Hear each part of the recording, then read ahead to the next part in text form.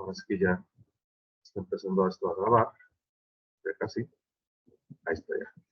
Entonces, para que esté esto registrado, para si alguien no pudo llegar, pues lo revise con calmita cuando haya un poquito de tiempo. Bien. Bueno, si mal no recuerdo, nos quedamos en la estructura en la lista de los contaminantes primarios o prioritarios de la EPA. Bueno, antes revisamos un poquito que pues un contaminante es una sustancia que se encuentra en el ambiente de manera bajas concentraciones, se encuentra normalmente a bajas concentraciones, y que cuando se eleva esa concentración y genera toxicidad o efectos tóxicos en diferentes organismos, hablamos de contaminación, pero también hablamos de contaminación cuando un compuesto exótico o que no está presente en la naturaleza llega a aparecer y tener efectos nocivos sobre el ambiente. Esto por actividades, obviamente, antropogénicas, es decir, el ser humano las realiza y genera estos compuestos exóticos y que afectan a los seres vivos, en general al ambiente. También se habla de contaminación. Y hablamos de la lista de contaminantes prioritarios. Son algunos ejemplos, realmente hay muchos, tristemente hay mucho más, esta lista está mucho más larga, pero les mostraba algunos representativos de estos contaminantes prioritarios. Hablamos de metales pesados, algunos derivados orgánicos, algunos plaguicidas, compuestos clorados, algunas dioxinas, y empezamos con la revisión de los hidrocarburos aromáticos policíclicos. Dijimos que se llamaban así porque pues tienen carbono e hidrógeno, son hidrocarburos. Son aromáticos porque esta doble ligadura se deslocaliza en toda la estructura molecular del compuesto, y policíclicos porque tienen 1, 2, 3 anillos, tiene 3, acá tiene 4, aquí tiene 5, etcétera, ¿no? Entonces se llaman hidrocarburos aromáticos policíclicos, y platicábamos que debido a que son planos y a que poseen una nube pi aromática, acuérdense que este doble enlace que está aquí, este y este, en realidad es una nube aromática que se localiza en toda la molécula y por lo tanto está por arriba y por debajo del plano molecular. De tal manera que si esto llega a intercalarse con el DNA, esta nube pi interacciona por medio de interacciones pi, de apilamiento pi-pi, con las bases úricas y pirímicas del DNA, y por lo tanto, pues afecta el desempeño de las respectivas enzimas de la replicación y de la transcripción, es decir, de la DNA polimerasa y de la RNA polimerasa, e incluso cuando los sistemas de corrección de errores no son eficientes para que los errores que se generaron en la replicación o en la transcripción no llegan a corregir esas mutaciones, pues es cuando se generan los efectos de estos compuestos que se producen en cáncer, ¿no? Y decíamos que, pues, estos compuestos normalmente se generan, por ejemplo, en la combustión de diferentes materiales. De hecho, ponemos el ejemplo de los cigarros. Cuando alguien fuma un cigarro, pues se produce una gran cantidad de estos compuestos que, pues obviamente son puestos en contacto con los pulmones, y que hablábamos que si alguien es fumador, pues rutinario, que diario se vende una cajetilla de cigarro, pues imagínense cuánto de estos materiales llegan a sus pulmones, y por eso es que se desarrollan el famoso enfisema pulmonar y algunos padecimientos a nivel pulmonar que pues dificultan que la persona tenga acceso al aire, falta el aire, tienen problemas respiratorios y obviamente padecen más de infecciones respiratorias que la gente que no fuma. Entonces, también los encontramos, por ejemplo, cuando alguien pues hace una carne asada y pues la ponen a asar y queda un poquito quemadita, pues ya saben dónde va eso quemado, pues aquí van algunos otros compuestos incluidos en esa parte de carne quemada, puesto que se generan estos compuestos y pueden ser, obviamente, dañinos para la salud. Esto sucede sobre todo cuando la gente acostumbra a comer de manera cotidiana carne quemada en exceso, o también en la cuestión laboral, cuando hay gente que está expuesta a humos, por ejemplo, la gente que trabaja en la herrería, en la forja, en lo que es en la forja de diferentes materiales metálicos, es decir, que está errando, que está trabajando con, pues con una chimenea donde hay una combustión parcial, y ahí es donde se meten las piezas para forjarse. El humo que sale de esa forja, de esa chimenea, pues es aspirado por estas personas y también llega a afectarles sus pulmones y puede llegar incluso a producir enfisema pulmonar. Entonces, sí son algo agresivos, peligrosos y obviamente cancerígenos. Los pesticidas o plaguicidas, aquí les pongo como ejemplo los organofosforados. Aquí lo interesante es que esta parte, este grupo, que en teoría debería ser fosfato, fíjense cómo si yo aquí le pongo un átomo de oxígeno en vez de azufre, es un grupo fosfato, y esta sustitución de este grupo oxígeno, este elemento oxígeno por el azufre, fíjense aquí tenemos un enlace doble fosforo-azufre, tenemos aquí un enlace fosforo-azufre y además tenemos fosforo-azufre acá, sencillo. Esa estructura típica de estos organofosforados es lo que los hace ser altamente eficientes y ser altamente efectivos para formar enlaces covalentes con diferentes enzimas que hidrolizan los neurotransmisores. Acuérdense que, por ejemplo, la acetilcolinesterasa es una enzima que se encuentra presente en el espacio interneuronal y que, como ustedes saben, si ya llevaron fisiología, creo que ya la llevaron, el potencial de acción se genera, o el impulso nervioso, es decir, cuando uno siente, por ejemplo, que le pica un alfiler y es el hecho de que uno sienta esa picadura de alfiler, quiere decir que al sentir se transmite este impulso nervioso a través de las neuronas, y entre cada neurona y neurona hay un espacio interneuronal o un espacio entre neuronas que tiene acetilcolina. Esta acetilcolina se mueve de una neurona a otra y es el neurotransmisor, es el que favorece que podamos nosotros sentir ese piquete de una aguja o que podamos percibir una quemadura, etcétera. Pero una vez que ya ese neurotransmisor cumple su acción, hay una enzima, la acetilcolinesterasa, que hidroliza la acetilcolina y por lo tanto disminuye su concentración en ese lugar. Sin embargo, estos pesticidas organofosforados se unen mediante este enlace, este grupo funcional es el que realmente se une a la acetilcolinesterasa y la deja inactiva. Entonces, ¿qué pasa?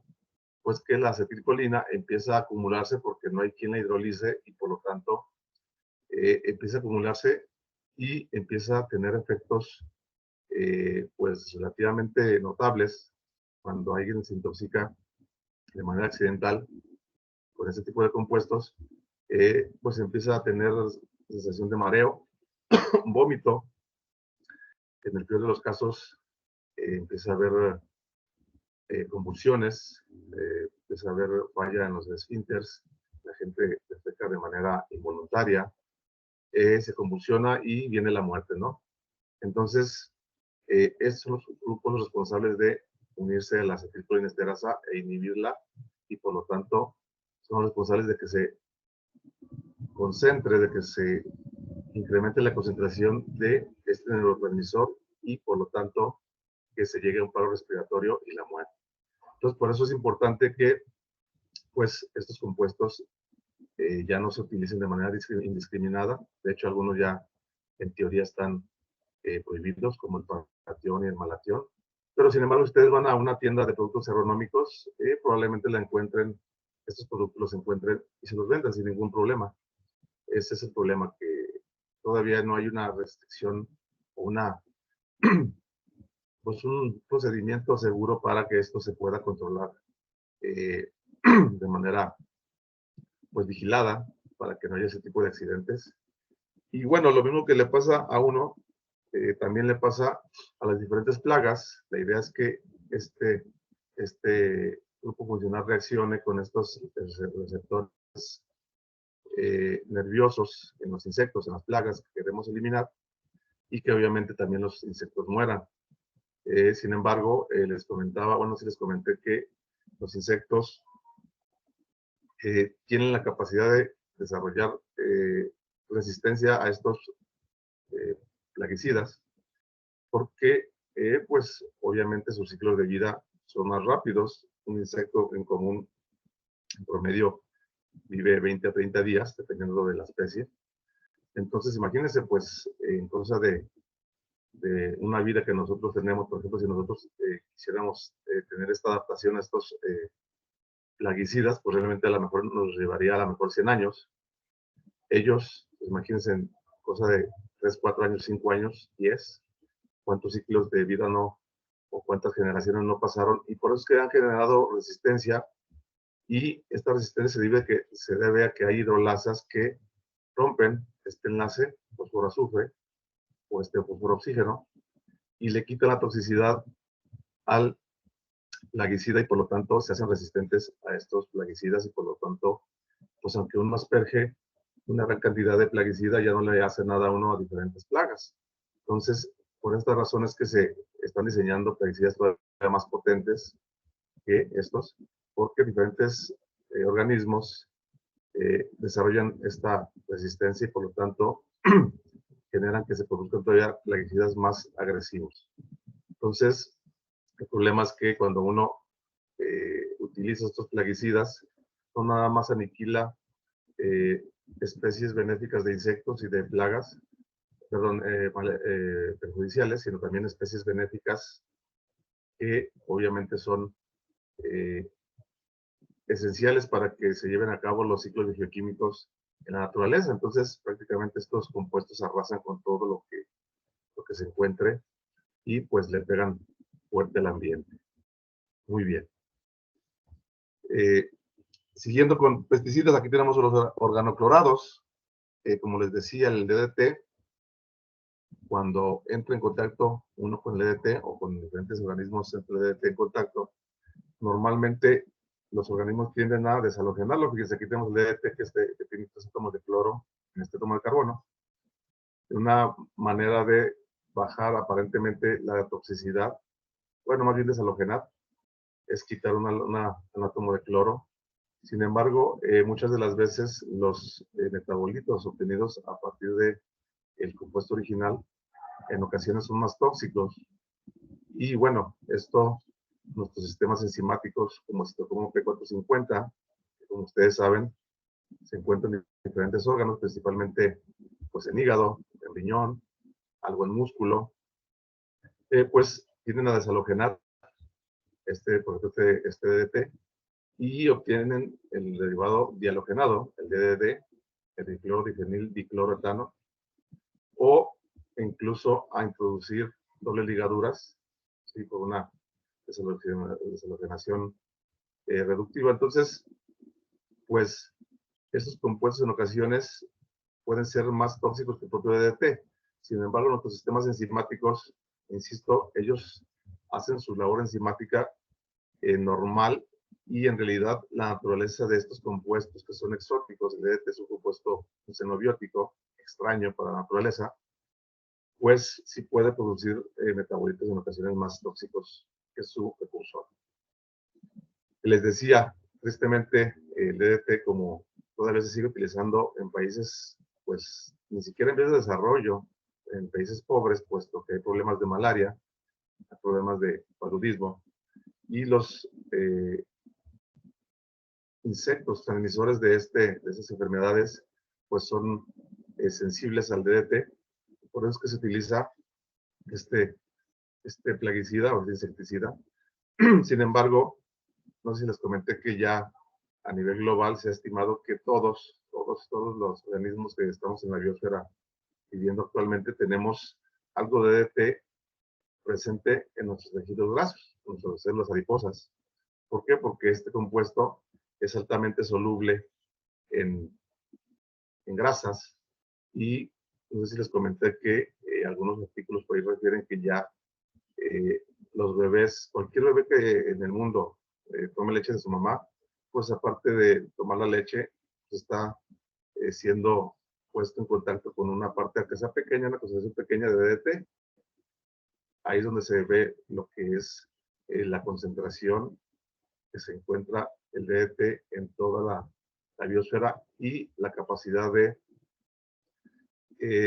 pues de propagación en el ambiente. Entonces, eso es un fenómeno que se quiere evitar con otros pesticidas. Sin embargo, con el DDT ya se ha comprobado que pues está muy arraigado a nosotros, en nuestras células, nuestros adipocitos, y que tristemente, pues, nuestros hijos, nietos, bisnietos, etcétera, pues van a tener contacto con eh, estas moléculas exóticas que se han dispersado en el ambiente. El hexaclorobenceno, pues, se utiliza como agente conservador de madera, antes en los durmientes del tren, ahorita ya se utiliza concreto, pero antes se utilizaba madera, y se les aplicaba como si fuera un barniz, este hexaclorobenceno. De hecho, pues un líquido que se llama creosota que lleva diferentes hidrocarburos, incluyendo a este, eh, para evitar que la madera se pudriera o que fuera sometida a degradación por diferentes organismos, llámenle hongos, termitas, es decir, que, pues, que duraran los durmientes, es decir, las tablas que van debajo de las vías, y pues obviamente se también está altamente disperso en el ambiente, y como ustedes ven está completamente halogenado y eso le da una mayor toxicidad. De por sí el benceno es tóxico, el hecho de que esté exhalogenado pues lo hace más tóxico, ¿sí? También igual actúa a nivel del sistema nervioso. Estos plaguicidas, el hexaclorociclohexano, o sea, se digan, es el análogo del hexaclorobenceno, pero en vez de tener un anillo aromático, tengo un ciclohexano, pero halogenado. El aldrin, que también igual tenemos estructuras halogenadas y que tiene, pues, una acción también sobre lo que es el sistema nervioso. Todos actúan sobre el sistema nervioso de insectos y también sobre el de nosotros.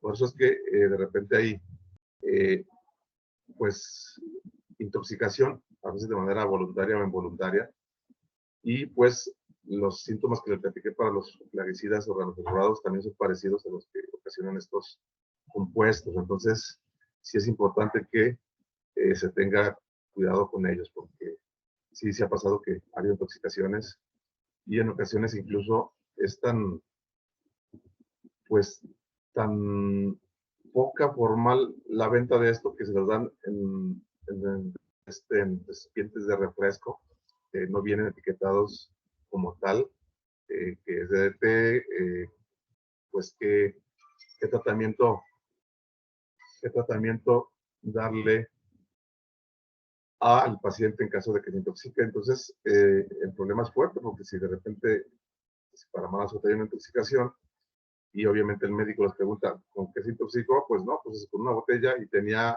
pues un compuesto que es tóxico, pero no sabemos qué es. Entonces, hasta en eso se refleja que estamos un poquito, la cuestión de la venta de estos compuestos en México está, la regulación no es muy estricta y por eso se venden como si fueran dulces, ¿no? Realmente cualquiera tiene acceso a comprar este tipo de plaguicidas. Bien, también otros compuestos que pues tienen un interés industrial. Se fijan en la estructura, tenemos los anillos aromáticos que pueden tener halogenaciones en diferentes posiciones y estos son los famosos bifenilos policlorados o policlorobifenilos, ¿sí? Como ustedes ven, pues la estructura es plana, esto es plano, y a pesar de que aquí se puede torcer, este enlace es flexible, si metemos un átomo de cloro aquí y otro átomo de cloro acá, pues le metemos cierta rigidez, y estos también pues son cancerígenos, por la misma razón que platicamos con los hidrocarburos aromáticos policíclicos. Las dioxinas, si ustedes revisan, las dioxinas también son altamente tóxicas, pero más aún, si las halogenan, pues tenemos las clorodibenzoparadioxinas. Si ustedes revisan un poquito la literatura, pues tenemos que estas y los clorodibenzofuranos, que están en la estructura, son estructuras relativamente planas, pues son altamente tóxicos por la planaridad de la estructura molecular. Y pues les comento que pues cuando ustedes compran un plaguicida, realmente el plaguicida no va al 100% puro, lleva algunos subproductos que se generan cuando se sintetizan estos compuestos, y bueno, uno de estos subproductos son estos, y todavía me hacen todavía más tóxico a ese cóctel que nosotros pensamos que nada más es un plaguicida. Entonces, obviamente, son liposolubles, es decir, son solubles en grasa, tejidos adiposos, tejidos grasos, y por eso es que cuando uno los toma, tiene que tomarlos con guantes, porque si sus manos, por alguna razón, llegan a entrar en contacto, pues pasan barrera, lo que es la piel, la penetran fácilmente, puesto que son lipofílicos, es decir, les gusta la grasa, pasan fácilmente y la gente se puede intoxicar por el contacto con piel. Entonces sí es importante, siempre que manejen compuestos de este tipo, del tipo hidrofóbicos, es decir, que le gustan los solventes orgánicos, utilicen guantes, porque si no, sí se pueden intoxicar con el puro contacto con sus manos o con su piel. Entonces es importante considerarlos, su manejo de manera segura. Muy bien, hasta aquí vamos bien. ¿Todo bien? Sí, profe. Sí, profe. Muy bien. Bueno, como ustedes ya saben, pues ustedes son biotecnólogos. Realmente, ¿qué les puedo platicar? Ustedes son expertos en esto de la biotecnología. Como saben, pues la biotecnología no tiene otra cosa, no tiene otro fin más que obtener diferentes bienes o servicios a partir de diferentes organismos o sus derivados. Y bueno, pues ustedes ya claramente han revisado todos este tipo de disciplinas o áreas de la biotecnología. De hecho, ustedes están viendo que las vacunas COVID que se están generando ahorita contra lo que es el virus que causa esta enfermedad, pues es un ejemplo típico de lo que es la biotecnología aplicada a la salud humana, ¿no?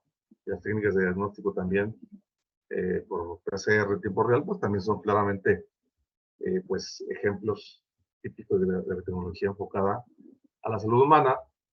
Muchos de ustedes están haciendo biotecnología vegetal, están en cultivo de tejidos vegetales, en propagación de algunas especies de interés tanto comercial como en peligro de extinción. Realmente ustedes ya son expertos en esto. Hay líneas celulares que se propagan y que se utilizan para diferentes usos, para diferentes finalidades. Aquí hablamos de tecnología animal. En la cuestión industrial, pues farmacéutica no se diga, ustedes pueden obtener insulina recombinante fácilmente. De hecho, es la que consumimos cuando vamos a la farmacia. Cuando compramos insulina es recombinante, es decir, eso ya fue obtenido a partir de un vector de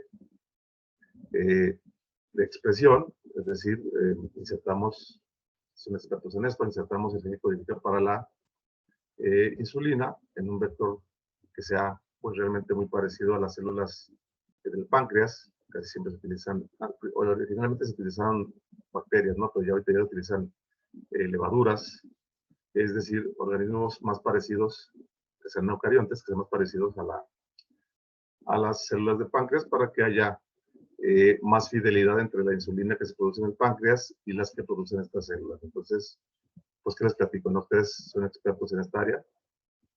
Están revisando la parte de alimentos, ¿sí?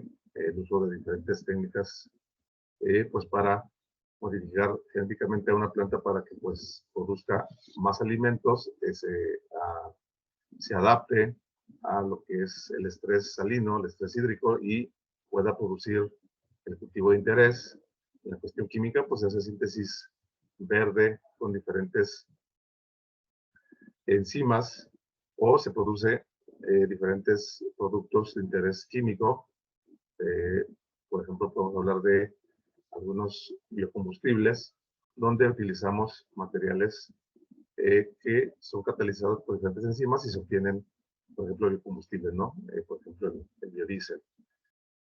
Y bueno, nos enfocamos en la parte de biotecnología ambiental, que es lo que nos compete. Y hasta se están llevando las otras áreas, ya sea en este semestre o en semestres anteriores. Y cuando hablamos de tecnología ambiental, pues nos enfocamos en la parte de la biotecnología que se encarga de, una, proteger al ambiente, es decir, hacer o realizar acciones que protejan el ambiente de contaminación, es decir, que reduzcan la contaminación cuando sufrimos diferentes procesos que son altamente contaminantes por procesos limpios. Vamos a ver algunos ejemplos. Pero también se encarga de la resolución de los problemas ambientales, es decir, la restauración de lugares contaminados por la actividad del humano. Es decir, si un suelo está contaminado con plomo porque allí hay actividad minera, o es un taller de baterías y está altamente contaminado con plomo, pues la biotecnología ambiental se encarga de proporcionar las herramientas para limpiar ese suelo y dejarlo en teoría igual como estaba antes. Entonces, si se fijan, estamos haciendo o la biotecnología ambiental se encarga de dos grandes vertientes. El proteger al ambiente, es decir, una acción preventiva, tratar de desarrollar procesos tecnológicos que sustituyan los procesos industriales químicos que contaminan y que son altamente agresivos al ambiente. Y la otra, restaurar, una vez que ya se hizo el daño al ambiente, pues limpiarlo, depurarlo, restaurarlo, y a eso le llamamos bioremediación. Entonces, esto es importante porque, pues, ustedes saben que pues, la tecnología es el uso de organismos, tanto vivos como muertos y sus derivados. Pues aquí es lo mismo, vamos a utilizar organismos de diferente tipo, además de sus derivados, llámenle polisacáridos, algunos incluso hasta biosurfactantes, es decir, biomoléculas que pueden ayudarnos a limpiar el ambiente. Y en ese sentido, pues la biotecnología ambiental realiza diferentes acciones, si le podemos llamar así. La primera es, pues, desarrollar herramientas para, primero, detectar si hay contaminantes, segundo, para cuantificarlos, y si estos están presentes en el ambiente, evaluar lo que es daño ambiental comparado con la concentración que se tiene de ese contaminante. Y en ese sentido, pues ya hay una gran cantidad de dispositivos como los biosensores. Aquí está este biosensor, perdón, en el cual ustedes inmovilizan, por ejemplo, en este caso tenemos una enzima que está movilizada en esta superficie. Por ejemplo, podemos poner lacasa. La lacasa es una enzima que es producida por plantas, que es producida por hongos, incluso por algunas bacterias, y que tiene la capacidad de oxidar fenoles o compuestos aromáticos y producir quinonas o incluso polimerizar estas quinonas.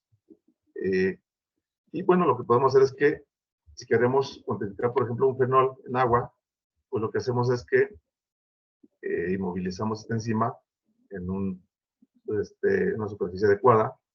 Podemos poner a lo mejor un polímero como alginato, podemos poner algún material afín a esta enzima, algún polímero que inmovilice la enzima, y que el sustrato, cuando llegue en contacto con la enzima, es oxidado. Por ejemplo, aquí se oxida una quinona, hay una transferencia de electrones, y este transductor siente ese flujo de electrones. Acuérdense que en electrónica un transductor pues es el que traduce una señal o un flujo de electrones a una señal eléctrica, y después esta señal eléctrica obviamente se amplifica, pues porque realmente el flujo de electrones aquí es pequeño. Entonces hay necesidad de amplificarla para que podamos tener una señal medible que pueda ser procesada y pueda ser mostrada en un display o en una pantallita con una computadora y nos diga, ok, tu concentración de fenoles en base a cuánto quinona se produjo por la acción oxidante de la lacasa sobre los fenoles. Este número es proporcional a la cantidad de quinona que se está obteniendo y por lo tanto nos da un número. Nos dice la concentración de fenoles que hay en el agua, por ejemplo. Y los biosensores más o menos están estructurados de esa manera. Obviamente yo lo pongo para un fenol, pero se pueden diseñar biosensores para, de hecho, la literatura reporta diferentes biosensores para diferentes contaminantes como los que les muestro. Y la ventaja de esto es que, pues, son en tiempo real. Realmente ustedes ponen el biosensor, por ejemplo, en un río y le está dando lecturas en tiempo real. Realmente no tienen mucho tiempo de retraso, es decir, desde que hay la actividad enzimática hasta lo que es la lectura, realmente son cosas de segundos, cuando mucho minutos. Y bueno, mucho de lo que se ha avanzado en lo que es la tecnología ambiental es en el desarrollo de biosensores de diferentes compuestos, aquí les muestro algunos de los que habíamos platicado. Y esto es importante porque se puede relacionar con el daño ambiental que está sufriendo, por ejemplo, un cuerpo de agua. Si, por ejemplo, diseñamos un biosensor para, se me ocurre, hormonas, por ejemplo, imagínense hormonas como las que se utilizan para, o en los anticonceptivos, que son pues realmente compuestos muy parecidos a las hormonas femeninas, pues cuando son arrojados a los cuerpos de agua naturales, se puede ver que estas hormonas, pues los receptores de los peces, por ejemplo, son muy parecidos a los de nosotros. Y estas hormonas tienen su actividad feminizante en peces. Y lo que pasa es que ahora los peces macho se feminizan y tienden poca tendencia a aparearse y por lo tanto la procreación de peces se ve disminuida y las poblaciones bajan en número. Es decir, la población normal de los peces se ve disminuida de manera notable y se puede relacionar con la concentración de hormonas o anticonceptivos.